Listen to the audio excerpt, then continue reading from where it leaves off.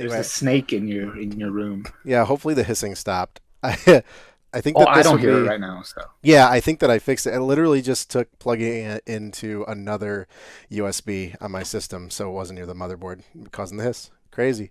that's Um, crazy. I think this is gonna be like the. So this is. I think this is probably gonna be like the third one of this like Okay. little series I'm doing, and I'm just hitting. I just hit record, so we're live right now.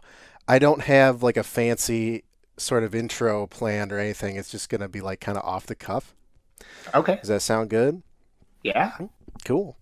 Well, what's going on, man? Welcome. First of all, we're coming right off of time of recording. This is like a couple days after the Judgment Gaming tournament, which was the 1 day tournament he had like Sunday the 16th, 17th. Wait, that was 17th. I yesterday. was I was, Oh I was my going to say like God. I know time is a blur right now, but it was yesterday. That was literally yesterday. Oh my God. Yeah, Okay. I know. I saw you were in the commentary booth for a while. How was that?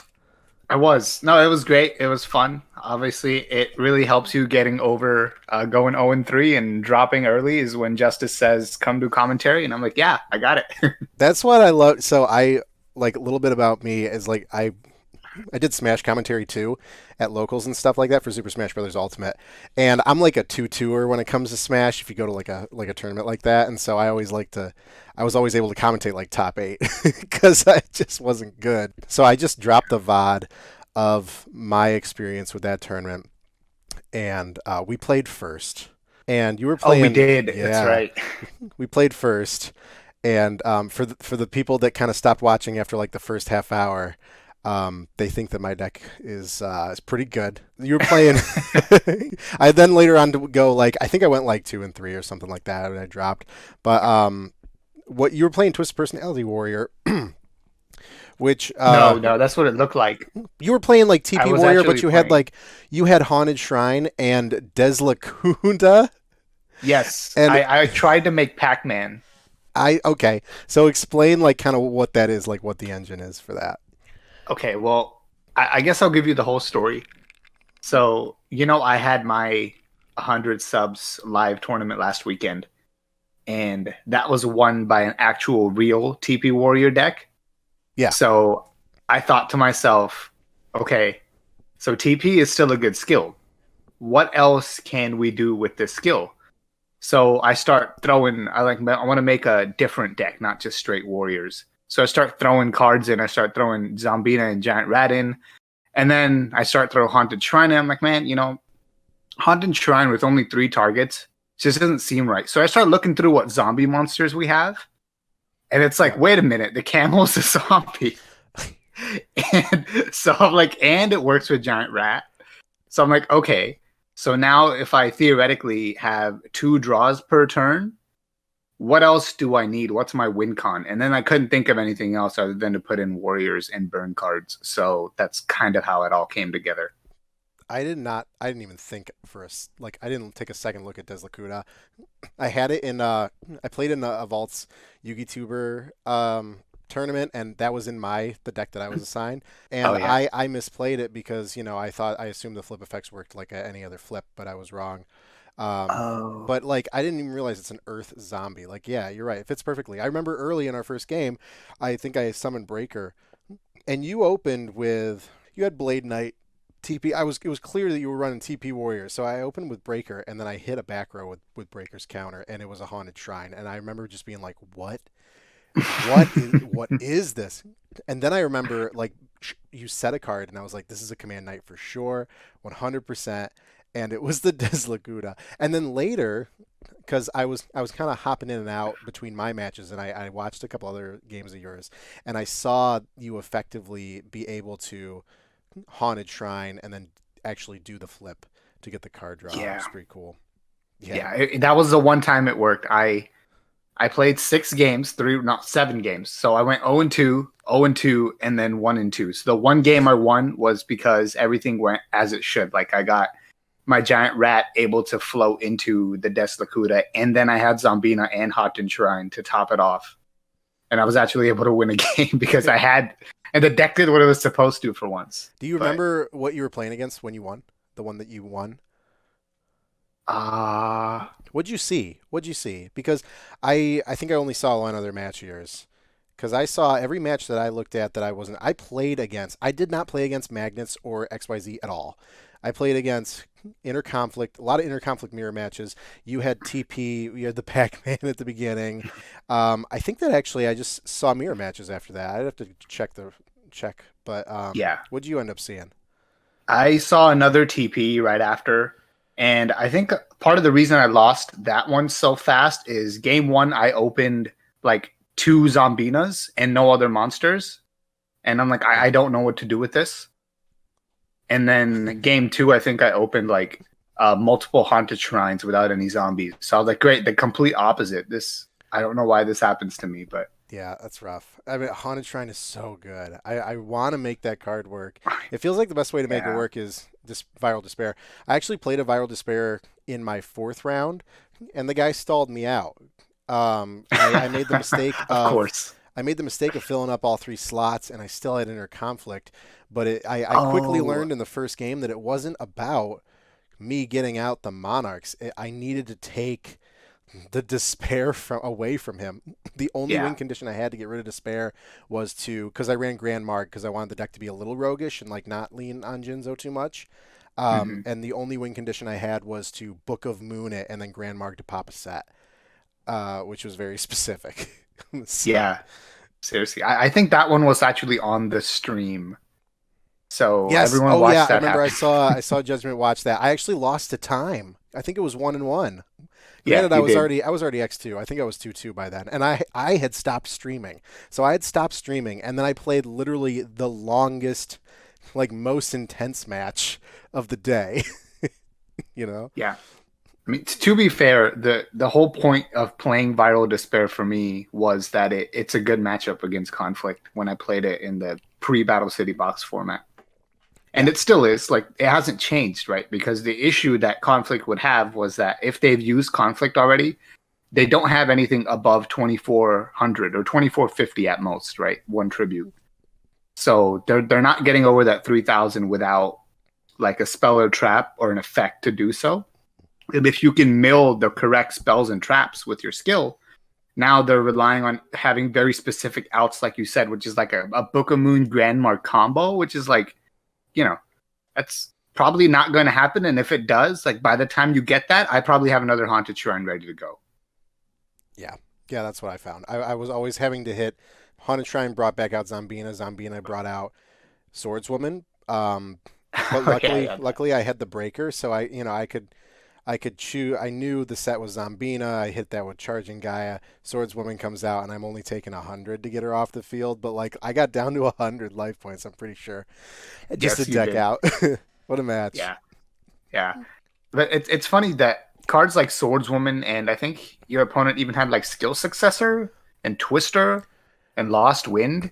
I can't So remember if he had creature swap. Was he the one that had absorbing jar? I was like, what the yes, heck is yes, that? yes, it was. He Which is was. good because I think my set it was so absorbing jar is you pop all your opponent's sets. It's a flip monster. You pop all the opponent's sets and then they You draw. pop all sets.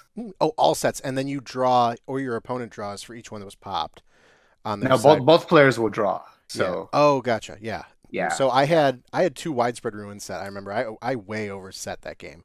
So I was glad. I think that was game 3. That was the one where it went to time anyway. And I'd like inter conflicted 2 rounds before and didn't realize I didn't pay attention to time. So what are you I gonna think do? I think absorbing jar was like the last thing to happen in that game. Yeah. So weird. Had Yeah. not seen that yet. No, he was playing a lot of one ofs that I'm like like it's crazy to me looking at that and like that deck could be better than he had it because he had you see the stones on that man playing 3 Book of Moon. Yeah. I mean not Book of Moon, Book of Life. Sorry, The Book of Life. everybody Yeah. plays Because 3 Book of Moon. well, it's Yeah, with Viral Despair. It's an amazing turn 1 play. I don't even think he did yeah, it turn 1. I think he waited. But he virals Despair from the dark to the grave, hits a monster of mine, right? So there's your Book of Moon target or Book of Life target. yeah, Yeah, here now yeah. I'm See, doing it. Yeah, yeah, we're all doing it. They're all just paint Book of Life blue and it becomes Book of Moon, right? yeah, seriously. So 3. yeah. Yeah, it was a fun time though. How was I haven't commentated with Justice. I plan to have him on also, and get his insight, kind of like setting up the tournament and how that went. But How was commentating with him, and how do you feel the flow went, and how was kind of the back and forth action? Oh no, it's good. Justice is cool. We're on Team JDG, so we have like play testing sessions all the time. So I've talked to him a lot, so it's easy. It's not it's not hard at all. And as far as like the back and forth, I think I'm gonna go take that question as like a match.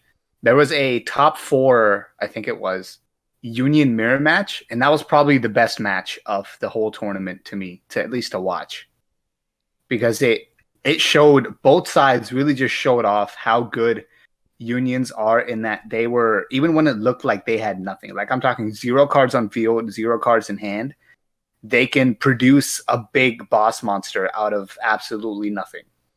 And this just, it was amazing to see both players do that like constantly. Like they're what you would think is a top decking war, but because that skill is so broken, and because Union Scramble is so broken, a top decking war is just like I summon three monsters or I summon a boss monster like every turn. Yeah, I forget about. I mean, Union Scramble is so dumb. That is the only deck that can just play with Banish like it's no big deal. Well, one of the only decks. Yeah, it's just like. But you're right. When I first saw the deck, I didn't think too much. I remember initial thoughts. I was glued to XYZ Dragon Cannon. And I was, that was going to be the monster. And we saw this when we commentated. We commentated one of your last tournaments, which became the basis of my last video of last year, which was the top two early meta decks, where I covered Ryan Atlas's. I think he played the XYZ, and then GN played Magnet Warriors. But we saw that it was a lot of getting the YZs, the XYs, the little boys out, because you're right, Union combination Yeah. is stupid, can be used once per turn. And it's you're either equipping, you got Union Hanger, you're either equipping Z to Y, or you might as well get the fusion out, which I think the attack is the same, so you're not losing anything on the attack front, but you gain the power to drop something to the grave in order to. I think YZ is you pop a set monster. I can't remember, but they all do different Yeah. things. Yeah. Yeah. So I find it a lot of times that you just fuse just to set up your scramble too. So you just want stuff to be banished so that you can set the scramble and have it ready to activate. Is another reason people would just go ahead and fuse. So I mean, this is like a tangent, but like if you're playing against the Union deck, a good read is that if your opponent fuses on the first turn for YZ and they set a face down, it's probably a scramble because otherwise they might not have fused on turn one. So you gotta learn to make reads like that because obviously if you have Union Scramble, you don't want to set it face down while it's dead, right? So Sure. Yeah, yeah. Yeah, to set Union Scramble just to set it is not a good idea because you want to be able to maximize even being able to chain it and have something in the banished ready. But people, I mean, XYZ players seem to always do because, like you said, there's no limitation on like even if Union Scramble said you can use this 3 times per duel, uh, like I think that would be a little bit better of regulation because there's really nothing stopping you. If you want to get a was it 2100 attack beater out there, which is gonna, that's gonna barrel down any charging Gaia or those other 4-star monsters that are good. And no one's running Zombira, so it's just really good to right. have. Yeah. Yeah, Yeah. It's funny because if somebody was running Zambara, that could actually tie with that 2100. yeah, it would trade. It would trade. Yeah. It would go away. I haven't seen Zombira yet. I don't. Yeah, no, I have not seen that yet I was because gonna it's say, obviously, Rook. The real play is to run Gaia with the Gaia skill and to just summon a 2300, and you just get over that, right? clearly. Oh my God! Did you see? It was the same. It was the same match where maybe it wasn't that match in Justice's tournament, but there was a game, and I talk about this in my kind of guide to the inner conflict monarch stuff. But there was a game where I couldn't draw a monarch for the life of me, like to save my life. And one of the takeaways I had from playing that tournament is that I think you can go more than 4 tribute monsters if you want because it's really sometimes you don't see it consistently enough, and you Yeah. and there's no card draw in that deck. Well, my deck didn't have really any card draw. You could find space for a lure if you're running Jinzo, because Breaker's dark target, Sphere's a dark target. But I ended up having to interconflict. I had to interconflict something, and then I did a double tribute because I had something else on the field. I did a double tribute for Charging Gaia, just because I needed to get rid of the monster. And Yeah. Charging Guy is a 7-star, and I mean, there's nothing wrong with normal summoning it by tribute. And so I literally I like that kind of option it gives you. It's not great, but another reason why Charging Guy is great in that deck, aside from the fact that it's just a strong like turn one play, is that you can use it to get stuff off the field if you want. Yeah, definitely. Yeah. And I mean, just wait till we get things like God Beast King Barbados. I think that's what he's called. I don't Yeah, know. Barbados. Yeah, Yeah. yeah, Yeah. So you've got, 1900 to summon, like just like charging Gaia, but then if you summon it with two tributes like that, it's 3000. And if you summon it with three, if you happen to get that off, it's like 3000 plus Raigeki, I think. So yeah. yeah. Yeah, seriously, I'm excited to see So what other decks come out. One deck that I haven't seen yet that I'm excited. Well, so I don't know when this is going to be released, so we might see it. But I haven't seen a good Beast Warrior deck yet. I was remote dueling with Casual Chaos the other day, and he had a Chimera deck, which I don't think is ever going to be good. But I'm interested no. to see what the Mass Beast Asgardius does. Yeah, we'll see. I mean, because that would be the rogue deck that would be pretty fun to play. I'd think. Yeah. We haven't seen like Baboon or anything either. No, it's just one of those things where not every deck is going to be good, right? Yeah, Like at this point, we have what, five decks that you could consider like good, and then maybe like two more that are like okay. yeah, So, I mean, in Yu-Gi-Oh, usually that's kind of the best you're going to get, right? Like you're almost never going to have a situation where you can have like 10 to 12 decks that can be all be played like in a tournament with the hope to win. It's going to be like 5 to 7 max. I don't think there's ever been a time where there's more than that. yeah. And we're pretty lucky to have that. I think in this format. I'm Yeah, glad that we. we are. I'm We glad are there's with so the many. yeah, with the existence of inner conflict, which is why going back to a point you made earlier, I think union combination had to be made the way it was. And it's just because to compete with inner conflict, Sure. a deck has to do what Twisted Personality does really well, which is that inner conflict gains so much advantage in that one turn that they use it, right? So the only way to counter that without making like a copy of inner conflict, which is just like another skill that gains insane advantage in one turn, is you have to have a skill that gains you a lot of advantage over time, right? Yeah. And that's really the two kind of dominant skills we have, where if you look at either cocoon or inner conflict, there's the one turn advantage, and then you look at things like spellproof and union combination, and twisted personality, that's your advantage over the course of the whole duel. Yeah. That's something that I know, and something that I have to get better at when I'm playing interconflict because you know that if you're going to interconflict, it better be like a critical turning point in the match. Like it's very easy to enter conflict too early. And I got into a game of Yeah. chicken with some mirrors, and I end up, if I end up inter conflicting too early, then it usually doesn't work out. You got to force the other person to go first. But I do remember that I did play another TP warrior. And I remember that I think they had two counters. There was a second where there was a game where I slipped and I inter conflict forgot that adds a counter. Oh, and that put him at two. And then it's like, well, do I do the battle damage because this is just going to go away next turn? I remember like pulling back after that, and then he dropped. He luckily he dropped something from my hand that like didn't matter. But yeah, it's something people forget about. Yeah. No, it's something a lot of people forget about. Like if you're not don't enter conflict and run into three face downs, so like I understand, like I make this argument myself that it's best as an OTK deck more than anything else, but that doesn't mean you be reckless about it. You still have to time when you go for the OTK. You can't just do it whenever you feel like. Yeah, yeah, for sure. And that's another thing I like about that deck is that I mean, when you do go for the OTK, there are so many different ways you can do it. It doesn't even have to be an OTK. It could just be like overwhelming momentum that adds. It's like unrecoverable. With Right. something like Kaiser Glider, it doesn't always have to be like the Jinzo OTK. I actually didn't see any spell cancelers, but I like that. You think that Interconflict Monarchs is tier one? This is the top right now, or do you think that XYZ is a good contender? Because I'm seeing. I think that you did. Wow, I'm going in a lot of directions here, but I think that you did a tier list with Cursive, right? Were you on I that? did. I, Yeah, I was on that, yeah. he does his trusty tier list every couple months, and those are usually, they slap. Yeah. And they're usually spot on. And I think that I from what I saw was that they put XYZ. You guys put XYZ and Magnets around tier two, and Interconflict Monarchs and Apprentice Monarchs tier one. Yeah. Yeah, We did. Yeah. So we still think Monarchs are inner conflict is the skill in the deck to beat, but obviously if you put something in tier two, that means that like we saw at JDS, A tier two deck is supposed to be able to sometimes get first place, and that's exactly what happened. So that's like, to me, that's like the perfect definition of tier two, where it's not going to win as much as the tier one decks, but it still has a decent chance to win. Like it's 60-40 against a tier one deck. Right. And that's good because you don't want you don't want any deck completely running away with it, like what we saw kind of just Dark Moth before Jinzo. Yeah. And it's great to know. It's great to see that. I've mentioned this before, but XYZ and Magnet, I think that they did a good job making those cookie cutter decks where it's a clear archetype. It makes sense. People can pick it up and have a clear understanding without the need to be too creative. And I do give especially XYZ props for being a real thinker.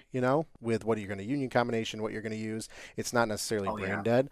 But I do like that Interconflict Monarch it has that creativity aspect because you can put in all sorts of tributes depending on what you want to play, and then there's just so much support at this point, so that Oh yeah. I've seen everything. yeah, And yeah, I've seen things from Dark Ruler Hades is still around to I've seen, of course, Kaiser Glider and Jinzo are the most popular, I think. I've seen Dark Red Enchanter. I've seen Grandmarg. I saw you play Grandmarg, so yeah, the OG. That's why I played him because he's like roguish because people are leaning towards Jinzo. Or I did see Dark Red Enchanter, and that works better if you're playing Apprentice Monarchs, right? Because and then Apprentice Magician, I think it right. has an effect where it can put a counter back on Breaker. I'm trying to remember. There's a lot of Yes. synergy there that I didn't see. I think I might have saw one Apprentice Monarch deck so far, just in like playing around on Dueling Book and going in that tournament.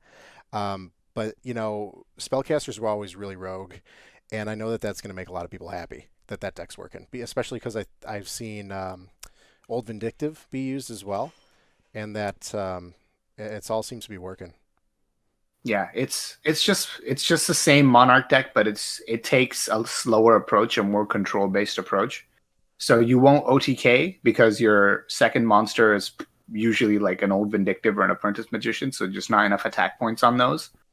But you'll be better at controlling the game because you'll be able to survive easily, and you'll have removal for your opponent's monsters, which is like flipping up just an Old Vindictive Magician, and you'll also be able to tribute other than by using your inner conflict because you got floating. Exactly, yeah. That's another thing with any other interconflict monarch deck.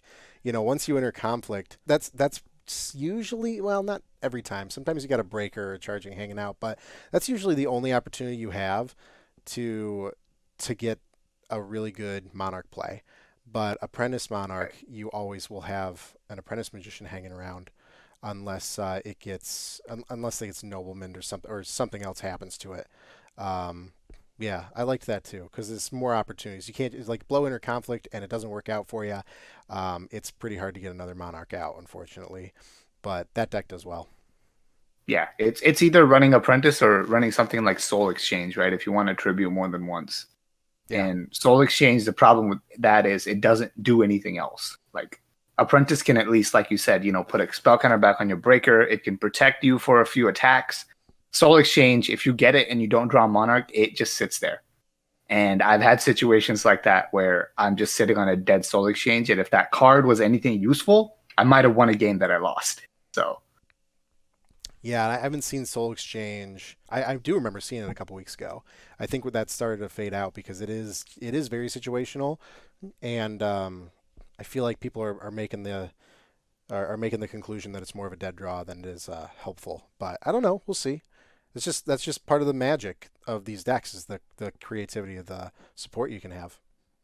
yeah, I think Soul Exchange is a perfect example of a card where people think it's good because they're thinking like how they're used to thinking, which is like TCG 40 card decks, 5 or 6 card opening hands, where a card like Soul Exchange, a slower card, a lot of slower cards are a lot better.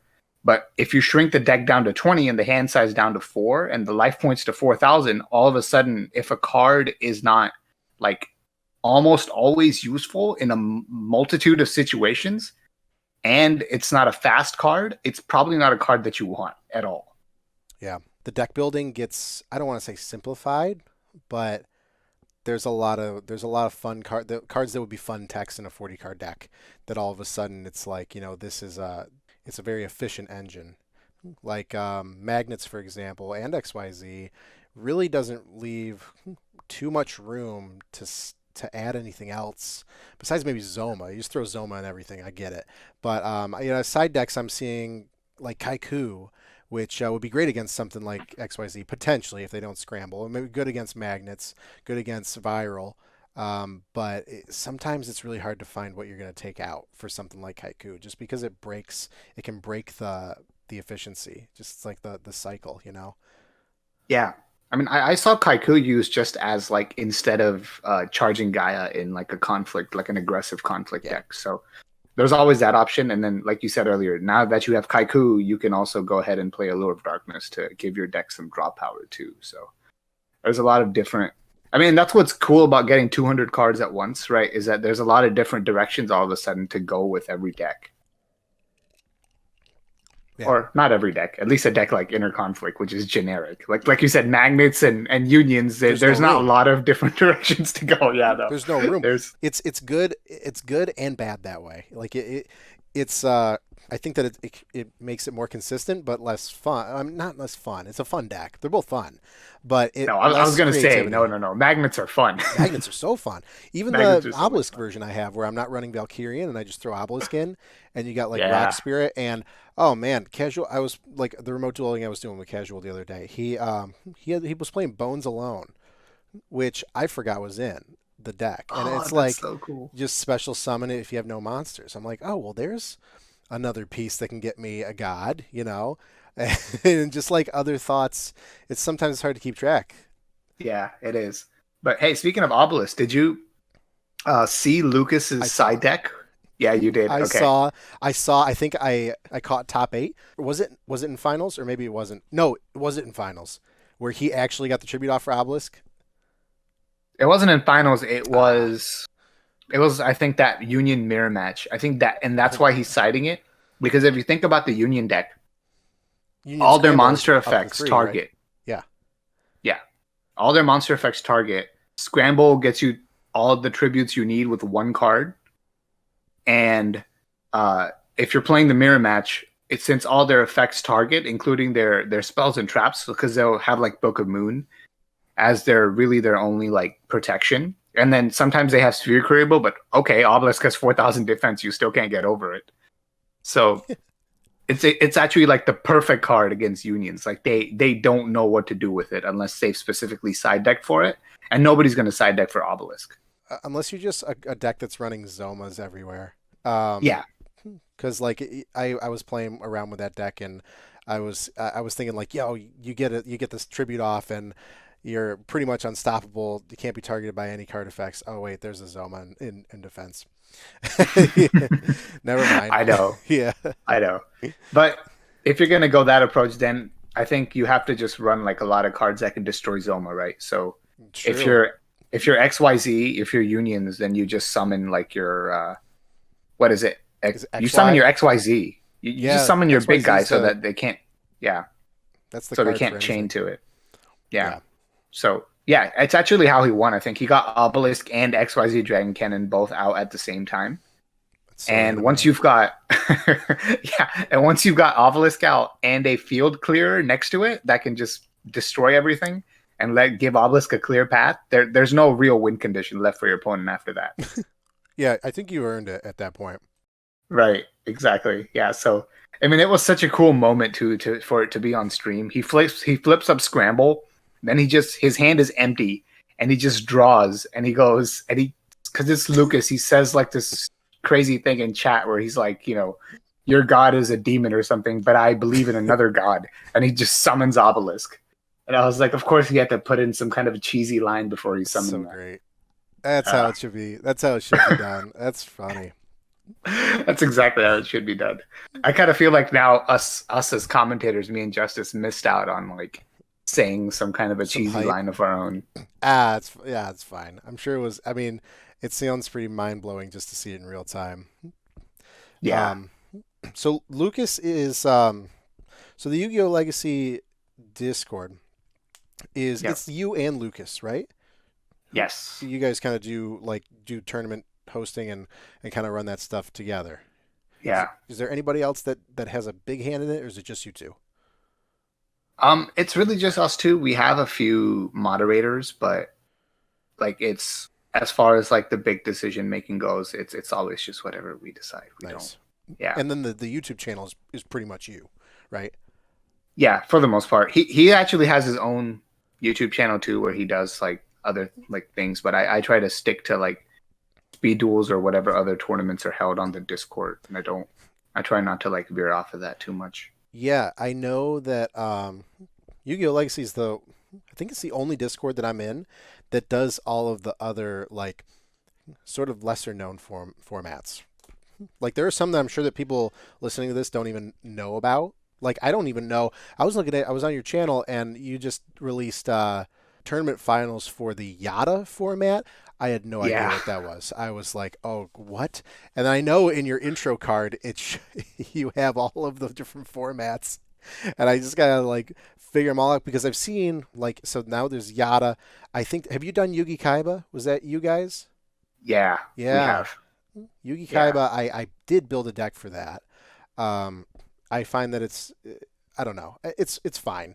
I wanted to play Exodia. There's no way to play Exodia in that game because people just have what is it, card destruction? Yeah. Yeah. And then there's Android Well, you format, which I think you've done a tournament for. yeah, I actually won that one. Nice. What's that one specifically about? Like, what's the deal with that one? That one is like the format right after I forget what set it was, but it's like right after Jinzo was released, Makes sense. and it was like almost immediately limited because Konami did that a lot. Like they'd release a card and they'd be like, "Oh, this is very strong card. I guess we have to limit it." But Not yeah, Speed Duel though. Not yet. no, I don't know. no, not Speed Duels. Yeah, So yeah, you have to play with Jinzo Limited in that format. yes, Gotcha. Oh, okay. So it's kind of like a brief, like a just a snapshot in time. Is that what Yada is yeah, too? yes, yeah, exactly. So Nice. it's kind of what all those old formats are. It's just like going back in time and playing the formats as if you were playing like in 2003, which Oh is my god. Android format, right? So What it's do you do Goat at all? we did go once, and I think it was just like a single day tournament. But there's so many places that do Go. I want to do more like not as much explored formats, if that makes sense. Yeah, yeah, sure. I mean, certainly I had no idea what these were. So it's definitely kind of breadth of kind of new stuff. I mean, it's old stuff, but it's cool to see that people are kind of piecing together these old formats. Is there like one that you're planning on doing soon that's coming up that's like kind of Uh out there? There's actually supposed to be one going on right now that's called Chaos Yata. So what ended up happening after the first few is I just decided to let's just go in like chronological order Mhm. of like through the history of Yu-Gi-Oh formats. So we're slowly making our way up to GOAT, and once we get to GOAT, I think we might do one more GOAT, and then I think post GOAT. I know a lot of people don't. There's a lot of old Yu-Gi-Oh players that disagree with this, but I think the best time in Yu-Gi-Oh is actually like after GOAT format. So When was, just to put in perspective, GOAT format is what year backwards? it's 2004 to beginning of 2005. Okay. So a lot of most people will consider GOAT format everything like right before Cybernetic Rebellion, the set, which obviously introduced Cyber Dragon. So Yeah.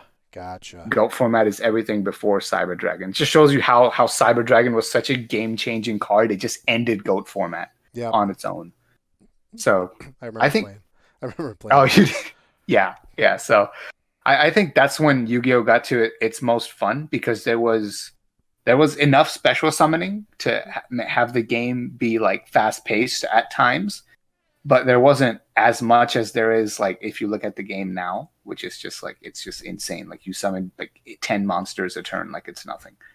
Yeah. So it was a bunch of a few years of like go through the rest of the GX era at that point, and then to go through most of the 5Ds era, which is when I actually played like competitively or semi competitively in real life. And so that's why maybe that's why maybe that's just my bias, but Sure. that's Makes my sense. favorite era of Yu-Gi-Oh is that there just seemed to be a perfect balance where even synchro summoning was so balanced, right? Where it's not as ridiculously difficult as fusion summoning, where you need a spell card and two monsters. Like that's too much. Like you just need a specific type of monster and another monster to summon a big body. Which a lot of the early synchro monsters, like they were good, but they weren't like They weren't incredibly stupid. broken or anything. Yeah. Yeah, so that was very balanced summoning mechanic. And then after that, I think they just didn't know what else to do other than power creep the That makes sense. cards to no end. So Yeah, I don't have a special connection to go because I I had cards throughout the game being out, but never played like competitively. It was like on the on the kitchen floor. But I remember so when I played, and my favorite era when I played like in real time was, but right before the Dark World structure deck came out, like 2011 or 12, yeah, because that's when Gravekeepers were like super rogue and fun. But yes, I remember Necro that. Valley messed with everything, and it ended up messing with Dark World too. But also, like you said with Cyberend, I think I had Malefic Cyberends at that point, just because all you needed was a field spell. And you just banish a fusion from your extra deck. Like, how dumb Yeah, is I that know. for a 4,000 beater? Man, those are good. And my roommate at the time, I was in college, and my roommate at the time had um, the Agents and Hyperion, and Oh yeah, those are fun. we would play those two decks against each other like every night. It was a good time. But so I'm not too attached to the Go format because it's kind of I was after it. But would you like what's your favorite format? If you had to pick one, what would Um, it be? Is it Speed Duel? Is it Goat? Is it one of these other kind of like which one would you say? I think it would have to be like some format in 2010 or 2011. Like I don't know, like synchro format, Yeah, like whatever you early want to call it. synchro. Yeah, Yeah, yeah. Because I played. I mean, Infernity was tier zero. So like, if I wasn't like playing it and having fun destroying people with it, I would have probably hated it. But the format when Infernity was like at its peak was to me like so much fun because I was actually playing that deck and nice. it was absolutely insane. And then like right after they finally hit Infernities, Frog Monarchs came back, so I had a lot of fun playing them. So that was really cool too. Did you play through Ixies coming out? Yeah, yeah. I played through like the first couple. Like I know about that Dark World structure deck. I did play Dark Worlds a little bit because of that structure deck. But then I'll tell you exactly when I quit was when I always forget what they're called. The elemental dragons that activate when they're banished or sent to the graveyard. Hmm. The what are they I called? can't remember what those. There was Dragoonity at the time. I don't think that's it. I No, remember no, no, the no, the no. big menace. So I was playing, and it was when Trish and Brio were still legal, Yeah. and those were insane. I remember dropping money on a Brio, um, and now it's worth like nothing. But I remember I quit in the at the height of the wind up loop. If you played through that, Oh, with the wind ups, and I think Rescue Rabbit was huge right then, and back when it was like $100 or something like that, crazy. I was like, you know what, I'm done. I went to a regional qualifier in 2013. I brought an Exodia deck where you just play solitaire essentially with like 1 day a piece, browse, whatever the card is that lets you ditch an elemental hero to draw two. Like it was that's just playing hilarious. solitaire. Yeah. Yeah, yeah. Yeah, that was one of those things that I would always do like for meme fun on like online forum like tournament things, but I don't think I ever played that like in real life because Yeah, it would just be like it was I don't want pretty. to show up to a locals and be like, yeah, I'm gonna play solitaire here while you just sit there and stare at me. It was pretty So rude. Yeah, I don't regret it. I remember one guy I was playing against was like that obnoxious burn where it's also you don't play, and yeah, I had no sympathy. Although I think I went like I don't know, it was 8 rounds of Swiss. I probably went like 2 and 6. Sometimes you get lucky. It's not supposed to be consistent. that's right. Yeah, yeah, yeah. And Yeah. now oh, And go that's ahead. another thing, right? Like you're not even going to win. Why are you sitting here making me watch you do Right. this? I know. Literally, that deck was so fun because you could literally play it by yourself. Yeah, I know. Now I remember I think it was like 6 months ago or so. I was like, well, what is Exodia now? Because I think they limited like 1 day a piece and a couple others. And I looked and you need three. I think it's Pot of Extravagance is the, Yeah. and those are like $70 or something like that. And I was like, oh no, never mind. Yeah. Yeah, Never mind. Yeah. I'll Yeah. play Speed Duel. Yeah, exactly. I mean that's what got me into Speed Duels. I was looking to getting back into to advanced format, and I looked at some of like the card prices, and I'm like, no, is there like a budget version of this? And I ran into Speed Duels. I'm like, this is perfect. That's crazy. It's funny that you found it kind of on your own like that because my story was that I was at a buddy's house. We were playing something else, and then they were like, "You want to play Yu-Gi-Oh? We play Yu-Gi-Oh. A few of us are playing Yu-Gi-Oh, and I was like, "No, thanks." And they were like, "Wait, this is called Speed Duel." It was probably like March of 2019, so it was like a couple months after it went out. And then I remember they put I played Royal Flush and Amazonas, that were decks they had built, and I was like, "Wow, this is really fun." It's really Yeah, fun. man, Yeah. that's so cool. Yeah. I got into it right when Trials was about to come out, so a little Really? late. Oh, okay. Yeah, and not the You best missed first format to have, you but missed it's the fine. oh, so you were at the height of the Serpent Knight Dragon when you came in. Yeah, Yeah. yeah. Oh boy. Yeah, it was a That fun was one. actually the first deck I ever built. I was Serpent Knight Dragon, and first deck I took That was to a little bit first of a golden locals, and I age. went That was a little bit. undefeated No because of way. course I did. It's so Yeah. So that deck was nuts. That was kind of a golden age of the game before Trials because I just remember we went to locals like every week at that point, and I was playing Dinosaur Kingdom and it was really fun. Um, I have a buddy yeah. that kind of stopped playing the game for a year, and he's coming back, and he's like, "Is Serpent Knight still good? I'm gonna build that." And I said, "Well, Oh, I don't. No, I don't think so. First of all, it died immediately when Trials came out, but there's just too many ways to deal with a boss monster now. Like, I'm just gonna I can just Book of Moon Serpent Knight, and then you can't activate Sonic Blast because he wants to play Sonic Blast." And I'm like, it's just there's just too many reasons. There's too many things now. You there's gotta just too many you things gotta do now. your, what was it, Tribute Doll, and I never actually Yeah. played the deck. I just played against it too much. But I know that there's like some 3 card combo to get Serpent Knight out in defense, and Yeah. then you just slowly pop your opponent to death. You Yeah, know? you have to have a monster and the tribute doll and the Serpent Knight Dragon. Right.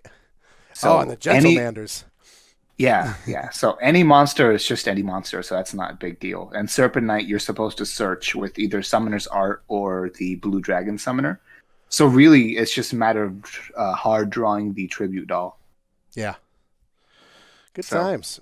but yeah, hey, I found it.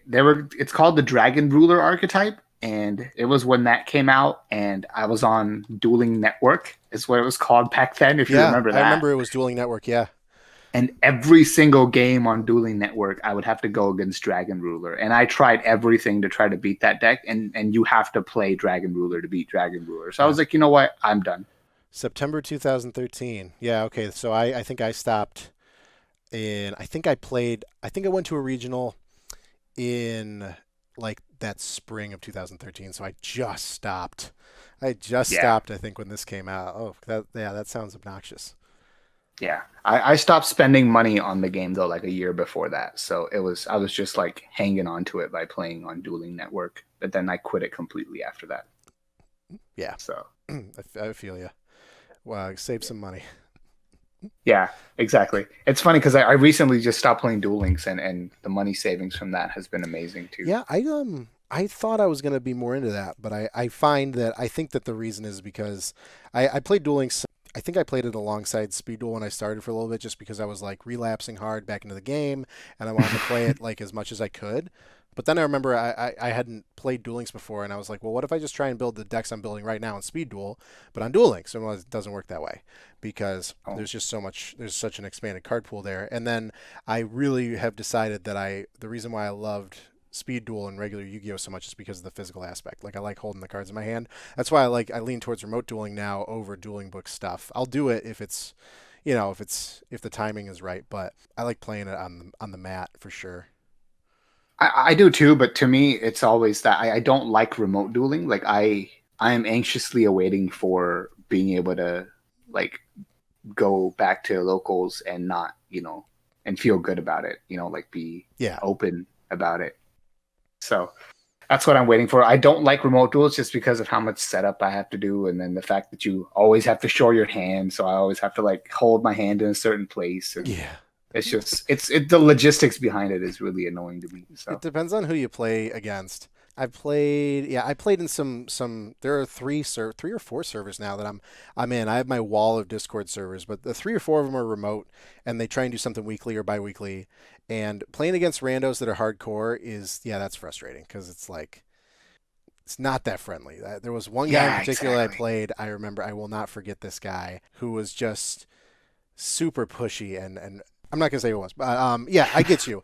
It definitely depends on who you play with, and there are some people like I was playing with, like I said, Casual Chaos the other day, and we were playing games where his camera froze for like a good 5 minutes, and I had to envision. He's like, all right, I'm flipping Zoma and defense. I'm like, okay, and I like close my eyes. I'm like, all right, there's a Zoma in defense, Oh and I my think god, there's one back row near his deck and like it's just like that. dude. No, dude, do you know what that reminds me of? That What? reminds me of like way back in the day when, like, when you were just kids and you would just have like basic Yu-Gi-Oh cards, like you weren't buying boosters every month or something, Yeah. and you would only just play with your friends. And since we couldn't go over to each other's houses every day, we would call each other and play on Oh, the phone. So it was the biggest honor system like ever. that's And hilarious. Yeah, it could I work. know, yeah, no, it was great, and I'm gonna admit it right now. I mean, I don't think he's listening, but I'm sure he did it too. I did cheat a couple times where I was on a losing streak, so I was like, there's no way he's beaten me 3 games in a row without cheating, so I'm gonna cheat too. So Jeez. yeah, but yeah, not all the time, but a few every now and then when the frustration was building up to be too much, I'd have to That's maybe funny. sneak a change of heart from the bottom of my deck to my hand, and then I'm Oh, like, you ah, would look, I drew actually. a change of heart. I love how you actually like physically put it in your hand. Like you couldn't just say whatever it was. You had to have your conscience clear a little bit, so you had to actually be in your hand. Yeah, I get that. Yeah, That's you had funny. to actually look through your deck while you're, distracting your friend with something, find your change of heart, and stack it, and then you're like, all right, my turn, draw. Like, oh, look at this, it's change of heart. That's funny. Funny enough, that's what I need to win right now. Yeah, I have yet to see. I don't know about regular Yu-Gi-Oh, and I know that there's just people that are going to cheat are going to cheat. But in the Speed Duel stuff, I have never encountered or was even remotely susceptible to or like nervous or worried that anyone was going to cheat or anything like that. You know, so hopefully that kind of yeah, sportsmanlike conduct continues. We'll see. We'll see. Well, yeah. I mean, it shouldn't matter in a while. Hopefully locals resume and we go back to it. Yeah, I hope so. But it's a really good point you make on depends on who you're playing, which gives me an idea of maybe we can do like a little like small local of our own, just like us, all of us like content creators. Just find a couple days where Yeah, just that way all the like issues with remote dueling, it doesn't matter because we're all because just we're all kind of cool. cool, we know. Yeah. Yeah, like we don't none of us are gonna either cheat or be like, hey, I can't see your hand, show me your hand.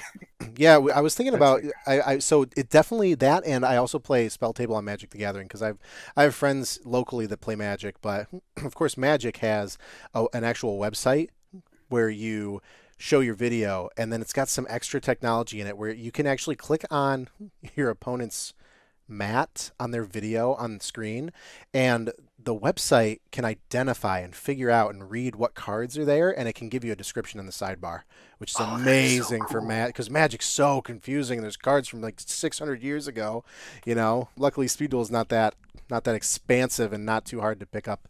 Pretty much the cards you're going to see all the time. I wish they Hey, had but something like that that, but yeah, it's definitely taught me to like when I'm done, I put my hand like fanned out face down on the mat, and stuff like that. yeah, Yeah. yeah. That's another one of those things I hate doing. I'm like, yeah, I've got 2 cards in my hand and I just put them down. I'm like, no, I like to hold my cards Yeah, I know, and right? stare at them and shuffle them around while I wait for my opponent to make their play. So it Yeah. doesn't give me that same feel, of also like you don't get to stare at them as it's their turn too, right? You don't get to play the mind games of It's true. intimidating them. Yeah, So it's true. there's a lot Um, of things missing from remote duels, which is why I can't wait to get back to locals. I mean, there's a lot of things missing from Dueling Book too. Yeah, it's a flawed system in some ways, and yeah, you're right. Locals are the best. Yeah. But I would definitely be down to playing more remote. So I'm trying to figure out how to record more remote stuff. And Cursive and I did a couple but it was like we recorded our screen and then we recorded just our screen. So it was like the raw webcam footage. And then we would zip the file and Google Drive it to each other and do all that stuff. That's how we did the one that we did like 6 months ago. And we tried to do that the other day. And I'm sure that hoping that we figured it out and that it's out, or maybe it's not out yet. But I think that I found that the easiest thing to do, to be honest, is like you got this Discord screen up on full screen, you just record the screen, it seems like it's the better way to go. You're losing like a little bit of quality because you're recording a recording, That's right. but you're getting both sides and you can easily, you can cut it up and you can flip the screens to face each other and do all whatever you got to do. And I love that. I just love Yeah. doing that more than dueling books. So it's the only way to record solid matches. I got one, I got two people that play locally near me still, and they're both kind of skittish about going anywhere. I get that. So remote's the way to go right now. I'd love to do that. Yeah. Yeah, we should definitely try to figure something out to do that because Yeah. I don't like there was that remote duel event this weekend too, and I was just like, I've already got JDS on Sunday. I don't want to set up. I don't want to play randos. Yeah. Like it's the reason I don't even go on Dueling Book anymore, except when I'm like playing for a tournament or somebody I know. Because I'm just like, even on Dueling Book, like if you run into somebody who doesn't know a ruling and then they'll argue about it with you, even though like you're obviously right and you've like asked this question to people who know more than even you do about the ruling like 10 times before. You're like, no, please stop. I know this rule. And they Yeah. just won't let it go. Yeah. I don't do randos on dueling book that often. I did make an alternate account for when I just want to like test stuff and do whatever I want to do. But like I take everything with a grain of salt. Like if people are gonna bitch and moan, they'll just be like, "All right, see you later." I guess it's just not working out for me. Yeah, it's not you, it's me. I'm just gonna dead bounce. Yeah. Because like yeah, I'm if I'm playing Dueling Book and it's not in a tournament, it's because I built some crazy crap and I never want anyone to know about it unless it's good. Yeah, Yeah. Fair enough. yeah, But I found that's one of the benefit of being in one of these like team things that a lot of people are in. So yeah. is that It's true. you've got like a group of people now where you can just be like, hey, I made this random crazy deck. You want to help me test it to see if it's crazy or not crazy? So Yeah, for sure. That's a good call. Yeah, you got the grind sessions you can have with like that like a circle of 5 or 6. That's always good to have. yeah, yes. And then with that, it's just like it's not always depending on like one or two people to be available at the same time as you. It's just you've got a lot more options to go with about who you're going to Yeah. play against. But man, the biggest solution to all of this is that we just need an automatic simulator for Yeah. uh, Konami, for Yu-Gi-Oh, just an official one. Because that's what was so good about Duel Links is that you can play Yu-Gi-Oh anytime you want, right? So Yeah. if only we had that, but like, for all the formats, like for advanced players, they can play advanced whenever they want. And with random matchmaking and the rulings are already done for you. So there's no arguments about that. It's just an automatic simulator would be perfect, and it would solve so many of the issues we run into with dueling book and remote dueling. Honestly, Yeah, I think that would be great. I don't think it's going to happen. I think that Konami was just tried to ride it out and then hoped that they didn't need to like go that far. And I think at this point they don't have to. They just push the remote stuff and were like, hey, keep buying boxes and stuff and physical cards. I know. No, it should be like the anime where you buy a chair, like a virtual chair thing from Konami, like a VR thing, right? And you like have to insert your cards, and it verifies your Ah, deck, and then when you put on the headset, that's the deck you have. I'm going too far into like Kaiba Corp fantasy maybe land, in but like the next 5 years. That'd be cool. that would be really Be a cool. cool Yeah, thing. because I mean, VR is real, so it's not that far off for them to just let you insert your deck into like a little slot, and then the machine can just read your cards and then kind of shuffle that in for you once you put on your VR headset. That's So, true. Yeah, it's true. right, it's Doesn't not it doesn't I impossible. don't think it beats sitting at a table in a musty card shop though. No, it Hard to doesn't. tell. Nothing does though. Nothing does. Yeah. My only issue with the card shop was that the the nearest one to me is like a 15-20 minute drive, but to go play speed duels for a few hours physically, I would deal with that For sure. again. Yeah, Yeah. where I recently kind of moved to, yeah, I got two card shops that are both like 20 minutes away. It's like all highway, so it's not like a pain, but and before I'd be like, it seems kind of far, but I would kill to do that. I can't wait to do that. Yeah, I feel like when everybody starts going at first, there's going to be a lot more people just Yeah. naturally in the first like couple of months that everyone's going back, but after that it'll get back to normal. So, but I honestly can't wait to see the effect on popularity of the game that the Battle City box has had. Like obviously by the time we get back to it, it might have worn off, and hopefully we have something like a new set after to keep the kind of like the hype around it going. Yeah. But I'm kind of hoping that the box brought a lot of new players into the format that weren't there before. Yeah. And I hope to see like instead of what was like 5 to 10 people showing up at locals, like I want to get close to 15. Like that would be really cool. Yeah, I remember. So even before this was like Scars of Battle, Trials of the Kingdom, our locals, and this is in South Florida, which is a pretty populated area.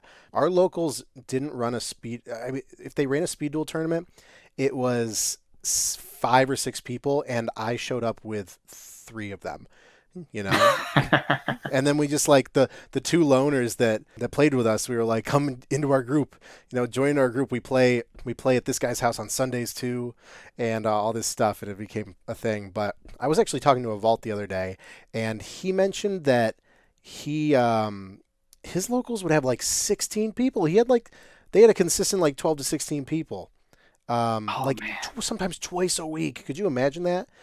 I'm so jealous. That's in freaking Canada up there. I don't know, man. Canadians like Speed Duel, I guess. Yeah, that would be a dream. I hope that. I bet you're right. There's going to be an explosive amount of people coming in. Even they're probably gonna. There's going to be a lot of people I think that would come in just for regular Yu-Gi-Oh, but then they just like don't want to leave, and they're like, "What else Yeah. can I play?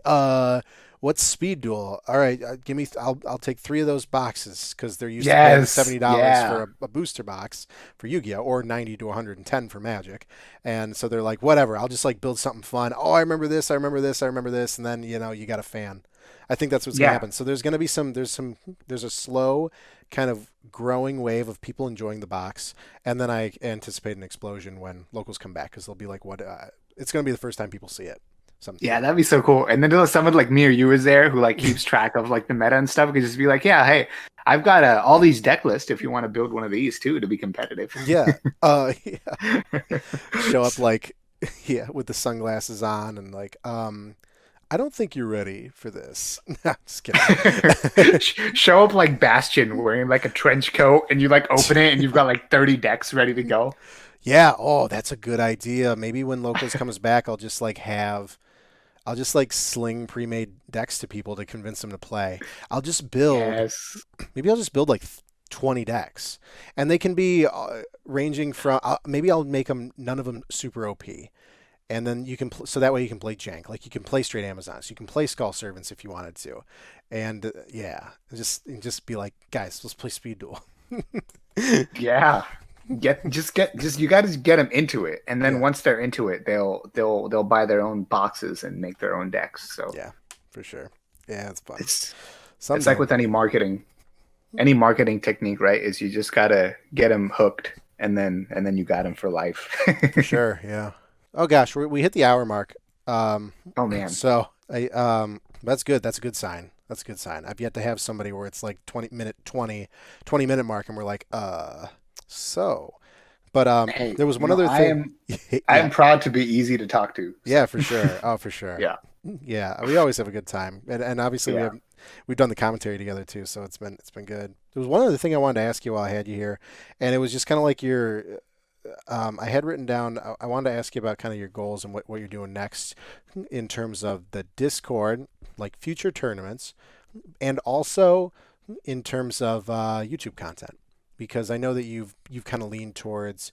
You did a 100 sub giveaway because that happened I think last month, and now No, you're it was well last past. weekend.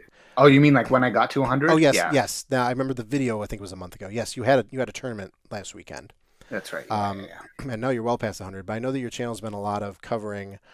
the tournaments, like semifinals, finals. Yeah. And have you? I think that you did a review of the Battle City box early, and so you kind of have some variety here. But what are your plans for what's next?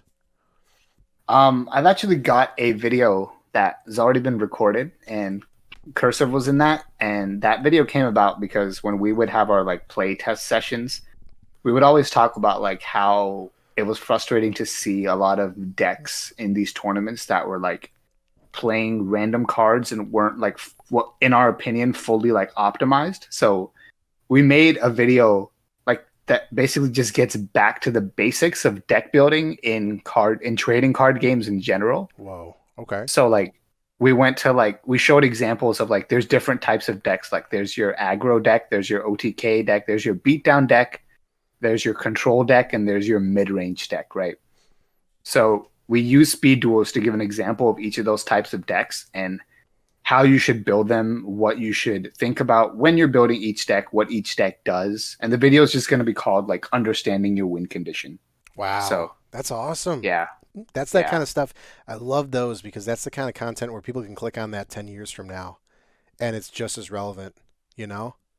it is just as relevant. Yeah, because it's very basic card game, right? Like once you figure out what your win condition is, you know what your deck wants to do. And once you know what your deck wants to do, you know exactly how to build it, or you should, is the point. Nice. Well, I can't wait to see that. Sounds cool. That'll come out on yours?